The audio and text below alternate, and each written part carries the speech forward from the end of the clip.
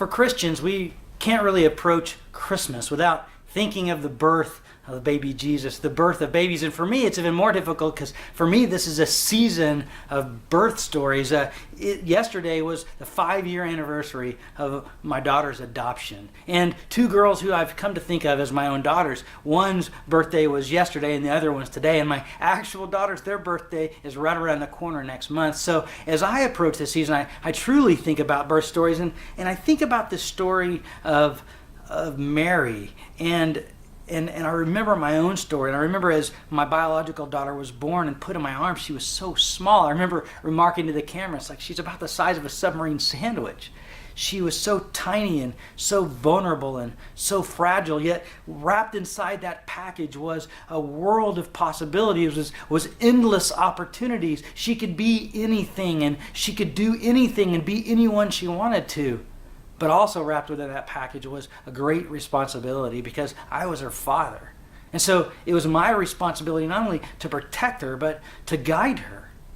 And I realized at that point that I wouldn't be there for her always, and it was too great of a responsibility just for me. So I fell to my knees and I began to pray to God that God would envelop her in God's Holy Spirit and wrap her and help me to be a better parent so that I could guide her and help her to be all that God wanted her to be. So I think about that responsibility, and I think about Mary in this story and how she receives this, what we call the Annunciation, the announcement that she's going to give birth to a child, and not just any child, a child who will be called Son of the Most High. She had to be terrified. She had to wonder, what if something happens and I don't guide him in the right way? What if he becomes more cynical or not aware of the needs of others? She had to be terrified of that. But this isn't a story about our abilities. It's not a story about us being able to parent as humans. This is a story about God reaching down into the frailty of humanity and doing something magical. This Annunciation story follows in the tradition from the Hebrew Bible all the way back to Hannah as she gave birth to Samuel, where you receive this story from God and you say, I'm not worthy. I'm not worthy of what you're about to do. I'm unable to do it. How can this happen?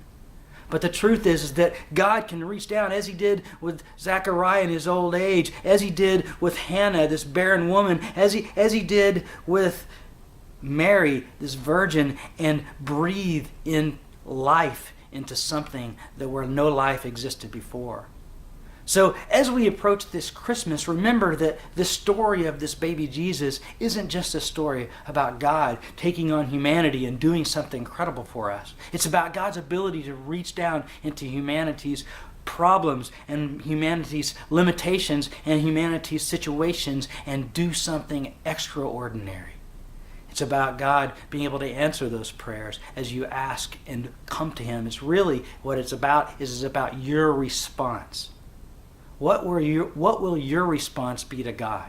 What is God calling you to do right now as we approach Christmas, this winter solstice where the darkest night is going to happen and the birth of Christ happens, and then suddenly the days begin getting brighter?